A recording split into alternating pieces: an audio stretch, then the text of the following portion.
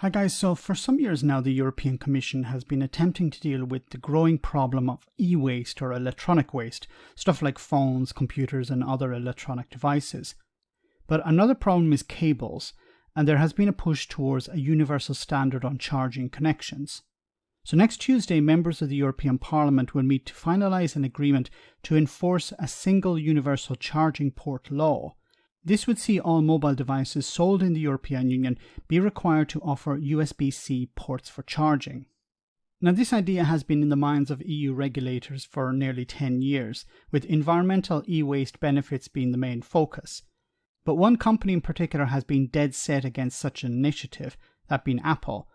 The American company has claimed that such a standardization would inhibit innovation. The new law would apply to smartphones, tablets and headphones. Devices that only charge wirelessly would of course be exempt. This would include Apple Watch. Now, we don't have the details of when this requirement will come into effect, but it's expected to be part of the discussions that's taking place next week.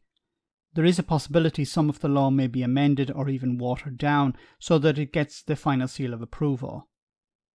Apple, which makes a significant amount of money from accessories, criticised the plan, saying that it would force it to phase out the Lightning port, which would inconvenience users and cause more waste, as iPhone consumers would need to replace all of their accessories. Which is somewhat true, but the problem with that argument is the fact that Apple itself is planning to drop Lightning in the near future. There are reports that Apple is currently testing the new iPhone 15 model using USB-C, which would likely fit into the new EU standard. That phone is arriving next year. However, the current range of iPhones will stick to Lightning ports until production ends. Companies like Apple and Google tend to resist change when it comes from entities like the European Union. But if the American giant does switch, it will show two things. First, the power of the EU to dictate how companies operate on environmental policies, but also how the European Union is looking out for its citizens, therefore a benefit of membership. I have said before, large companies with very deep pockets sometimes have the ability to either corrupt or successfully lobby the governments of countries for good or for ill. However, large corporations have seen they can't push the EU around.